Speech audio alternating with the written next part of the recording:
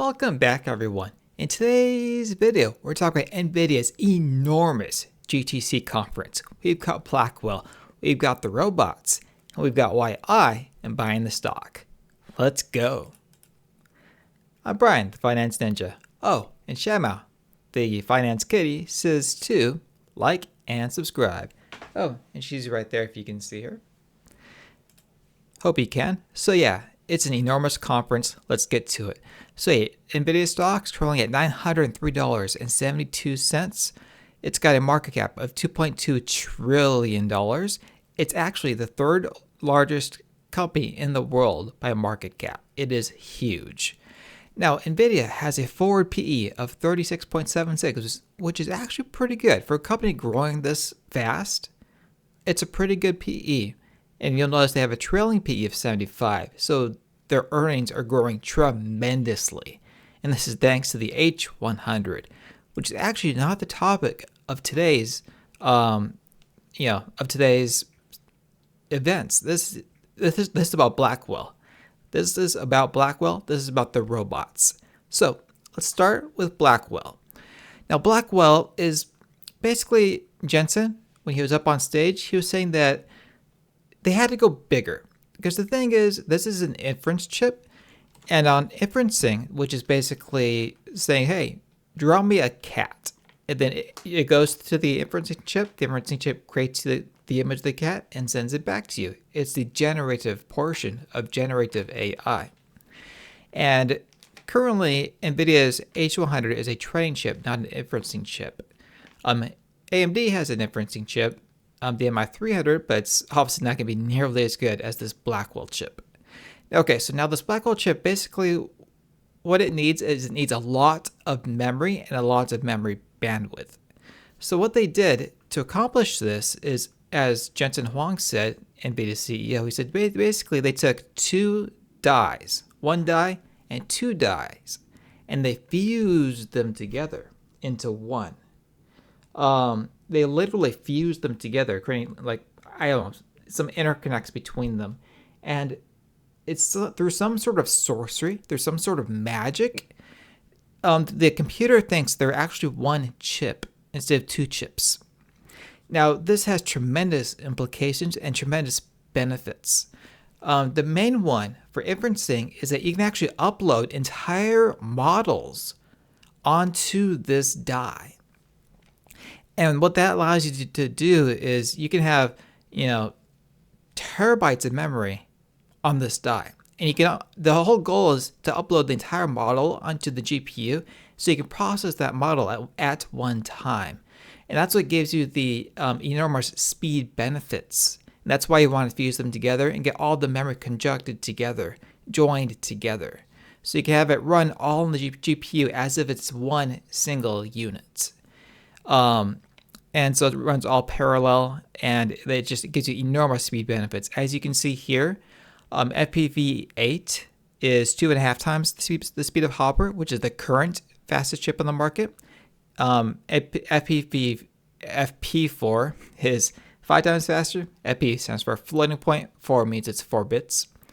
HBM model size is 6 times. HBM bandwidth is 5 times. And NVDA Link, all reduced with Sharp, is 4 times better than the H100. And this is all enormous.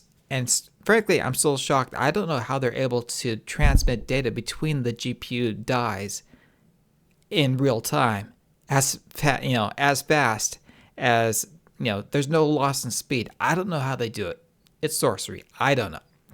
Okay, so anyway, the Blackwell compute node, they noted it's the most powerful compute node ever created. So this is basically one level of the server rack. You got a server, it's got all these little levels where you put the racks in, and you basically shove all these into the server.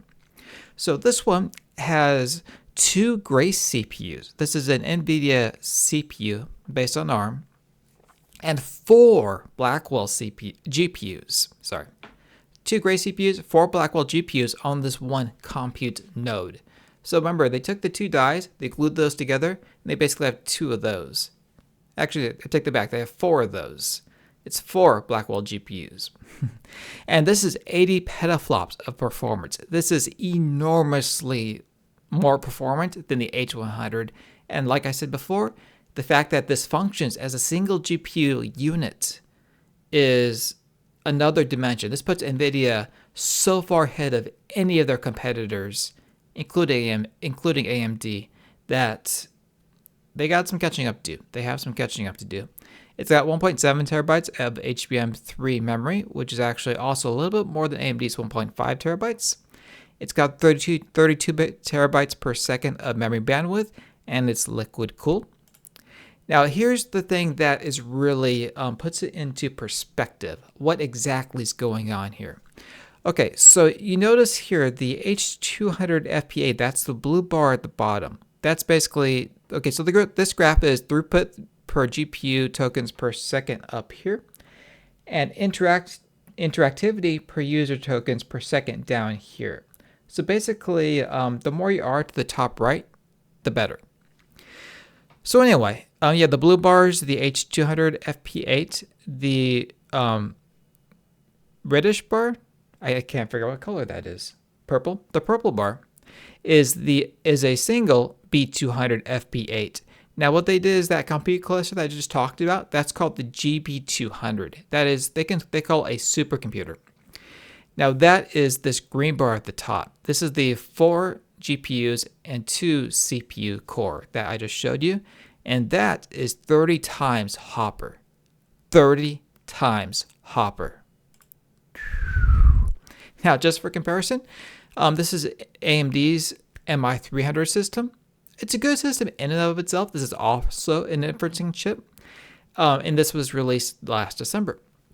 Now, with this chip, this is actually their 8-unit piece. So you can buy them individually, but this is actually 8 of them stacked together, tied together with AMD's Infinity Fabric technology. Now with this unit, as you can see here, this maxes out at FP8 of 41.8 petaflops per second. Actually, let's go back 1, 2, so 80. So here's the thing. This gets 80 petaflops of AI performance with only 4 GPUs. AMD needs 8 to get 41. So they need 8 to get half the petaflop performance. Now the thing is also that AMD's also work on FP8. They're not doing FP4. Nvidia is just introducing FP4 with the Blackwell. So it's kind of a new thing for them. And it's a lower bit rating, but it's apparently better, according to Jensen Huang, it's better for inferencing in certain scenarios. So it's not better for all scenarios, it's better for certain scenarios where you get this ultra performance. So in some scenarios you do need, 32 bits, sometimes you need 16 bits, sometimes you need 8, sometimes you need 4. For cases where you need 4, the Blackwell gives you enormous performance. That's the whole thing to take away here. Now, in terms of market size and market dynamics, as we all know, Sam Altman wants $7 trillion for new chip factories to power artificial intelligence. We think that might be a little too ambitious. However, AMD CEO thinks that the AI CAGR will grow to $400 billion by 2027. So that in and of itself is an enormous market in just a couple years, 3 years. $400 billion from $45 billion last year. So that is enormous. Now, what everybody's favorite topic, the bots. Okay, so for the bots, NVIDIA actually takes a different approach to this than, say, Tesla. So I'll just give you NVIDIA's approach first, and then I'll make comparisons between the two of them. So what NVIDIA does is they provide the brains and bots. Here's more bots. They also have little Star Wars type bots. Those are hilarious. They're cute actually. They give little beep noises. You should watch the video. I call them Star Wars bots. Okay, so they also have this video here. This is how they train the bots. So it's basically 3 components that NVIDIA offers, and it's basically 3 different systems. So this here is the Omniverse. And don't mistake it for the metaverse. It's completely different. Although a different kind, it's a virtual reality system, but for a whole different purpose. Okay, so what they do with the Omniverse is they're using it not just for robots, but for any generative AI application. This can be used for driving, full self-driving. This can be used for really any generative AI application. In this case, they're using it for the robots. Okay, so what they do is they have these various three-dimensional worlds set up, and they call them digital twins of the real world. Think of it like, I guess, like the Matrix. You have the real world and you have the Matrix world, the simulated reality. Okay, so in the simulated reality, what happens here is you basically virtually insert digitally this robot into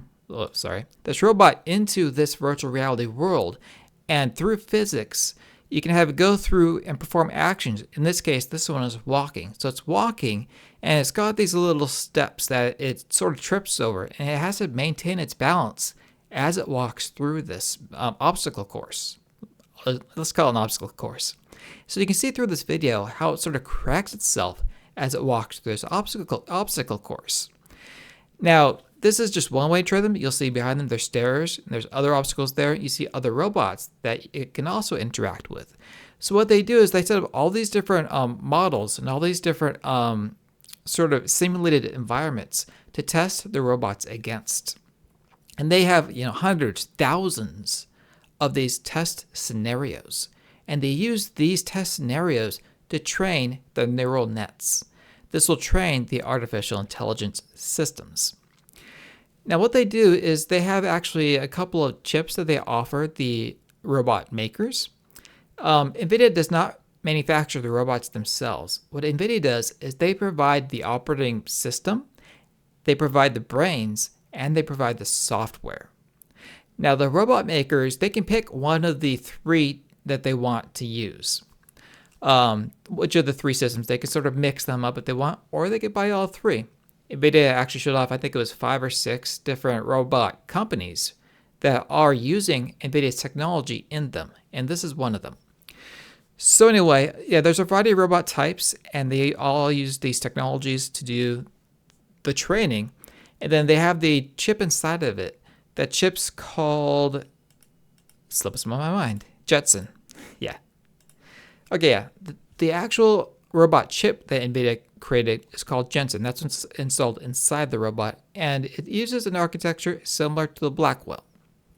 So what Jetson does is that's what actually basically runs the robot. And then they've got other, you have the Omniverse, which runs the simulated environment here. You got Jensen, which runs the robot.